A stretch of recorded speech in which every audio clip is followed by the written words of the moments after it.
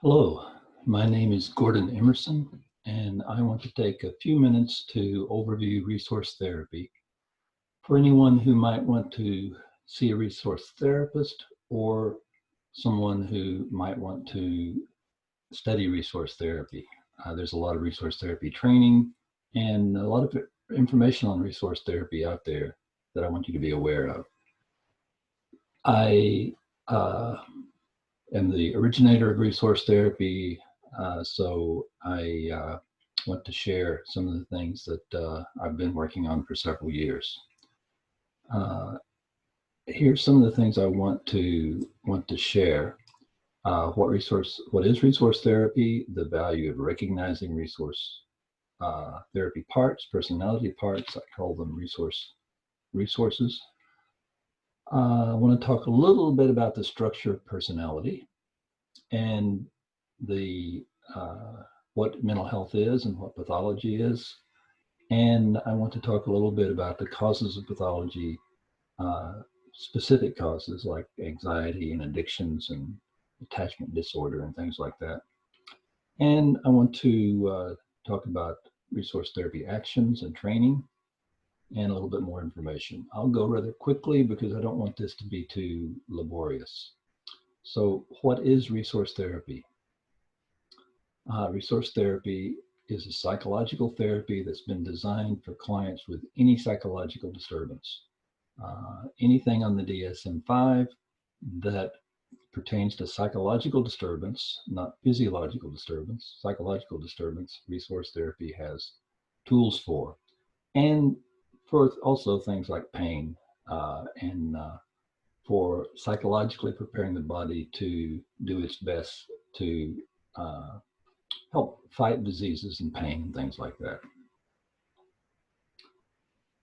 The value of recognizing parts. Resource therapy is a parts therapy, and as gaining an understanding of the personality, having parts really helps us as therapists to create change very quickly.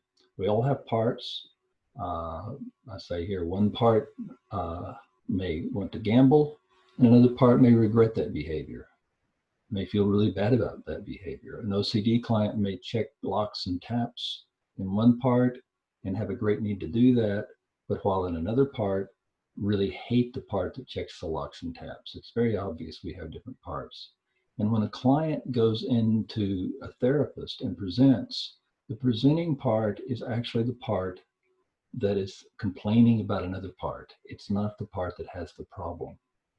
The part with the problem is a part that is doing some action the client doesn't want to do, or is having emotions the client doesn't want to have.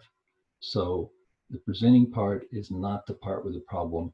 And too many therapists continue to talk to that presenting part rather than go directly to and bring out and talk directly with the part that actually has the problem. I have an example down here of a student in a classroom told the teacher about another student that was upset. If a little girl in the front of the room said something about John in the back of the room who has a problem and he's quite upset, it would be silly for the teacher to continue to talk to that little girl. It'd be much better to talk with John directly. And that's what resource therapists do. They bring out the part with the issue and work with it directly to create the best change for the client. The structure of the personality, in a nutshell, we have a lot of parts. These parts are called our resource states, our resources. And they're physiological. I say they're physiological because we create them with brain growth while we're young. A child will do something over and over again that works well for the child, and the child gets used to that behavior. It becomes a behavior that the child can return to when that behavior is needed, and that becomes a part of the personality, a resource state part of the personality. But an interesting thing about resource states is that only one can hold the conscious at any one time. This boat over here is a symbol of the conscious, and only one resource part can be in that boat at any time. And we've got lots of parts. So several of our resource parts can be surface, what I call surface parts. Surface states are observing and advising. So while we have a part in the conscious, like we're driving a car, we might have another part saying to that part, don't forget to pick up bread on the way home. Or you might speed up a little bit and get there quicker, and another part might say, don't do that, you could get a ticket, remember the bank account, different things like that. We have different parts that are sometimes at the surface that advise and observe the conscious part, and these are parts that will have a memory of whatever happened with the conscious part. The conscious part will hold the biggest feelings about what happened, but the surface parts will have a memory of what happened. While there's underlying parts over here, underlying parts of the personality are dissociated from what's happening in the conscious, and they are the subconscious. And occasionally an underlying part will move directly from its underlying position straight into the conscious position. And if that happens, the person will have no memory of what was just occurring. The person will maybe not remember the last 10 Ks down the road when they were driving, or not remember the last 2 paragraphs they just read, because the underlying part that has assumed the conscious wasn't paying any attention. If a surface part moved into the conscious, it would have a memory. But when an underlying part moves into the conscious, there is no memory. And in multiple personality disorder, DID, dissociative identity disorder, there's a lot of underlying parts, and they can be, almost all the parts can be underlying. And when one of those move into the conscious, there is no other part with a memory of what happened before.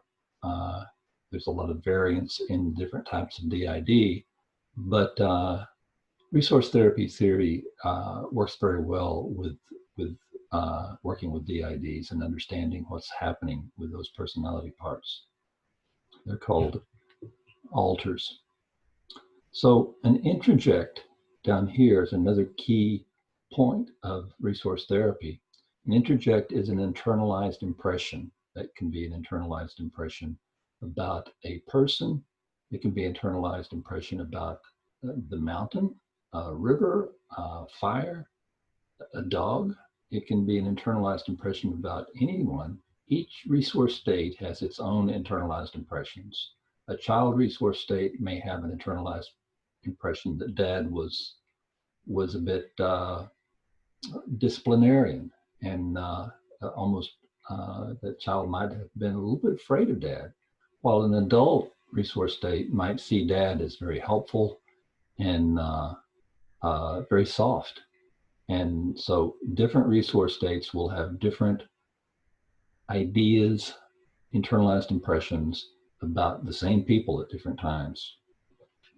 And it's these internalized impressions, these interjects, that a resource state can feel rejected by, they can feel afraid of, they can carry that feeling of rejection or feeling of fear into the future.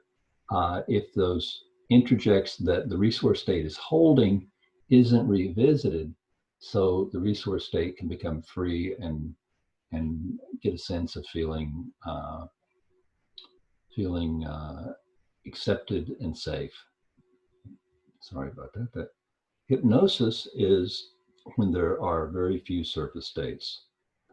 Anytime there's so much focus in the conscious state where most of these surface states become underlying, that's a state of hypnosis. That can happen spontaneously or can happen through hypnotherapy. But, and it sometimes happens when like a gambling state will take over and sort of push the other surface states that they would say you shouldn't be doing this under the surface. Then it's actually a state of hypnosis that's occurring. So we learned this in learning about resource therapy, and it's the personality is dynamic. It's fascinating. It's very interesting. Mental health and pathology. Each of our resource states may be healthy or they may be pathological. Healthy states are called normal. And pathological states may be retro, vated, conflicted, or dissonant. Retro states do behavior that the client doesn't want anymore. It's retro behavior, it's behavior that used to work for me, but it doesn't now. I wish I didn't do it. States that do that retro behavior are called retro states. Vated states are states that hold emotions that are problematic for the client. I wish I didn't feel that way. And there's 4 different kinds of vated states, 2 different kinds of retro states. Conflicted states are states where 2 states want the conscious at the same time. One state may want the conscious to rest. Another state may want the conscious to work. A state might want the conscious to play. And there's this conflict between these states. If that conflict comes along and it's giving the client problems, that's called conflicted states. And a dissonant state is just failing to have the best state out in the conscious. If you have the best state out, you work better, you enjoy life more. Don't observe a beautiful sky in a work state because it will say you don't have time for doing this. A beautiful sky should be observed in an artful, more fragile state that can go, wow, that's amazing. And that wow, that's amazing state isn't the best state to have out if you're trying to get work done. You need a state that can really focus and put in some good time for work. Causes of pathology, such as anxiety, addiction, attachment disorder. Unwanted emotions are caused by vated states. Any kind of pathology where an emotion is coming out, a fear, a sense that I'm not good enough, a sense of I'm getting afraid of a relationship, like in an attachment disorder, those are vated states. And we have actions in resource therapy to help them become clear and normal and no longer interfere with the life of the client. They not only don't interfere, they rejoin the states so they can make a positive contribution. Unwanted behaviors are caused by retro states, as I said before. And retro states are doing something the client wishes they didn't do.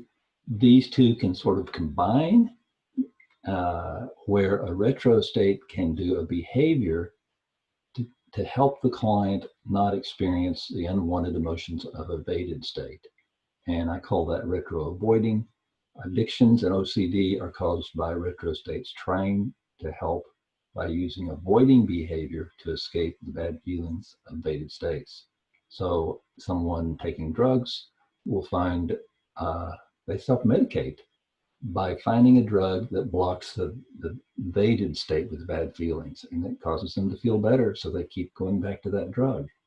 They're aware they're self-medicating. What they really need is that vated state to be cleared away, where they are no longer having those bad feelings and they don't have a need to take that drug. The RT actions and training. Resource therapists diagnose a pathological state into a pathological classification. There's 8 pathological classifications in resource therapy diagnosis. In DSM-5 diagnosis, the client is diagnosed into a category. In resource therapy diagnosis, a state is diagnosed into a category.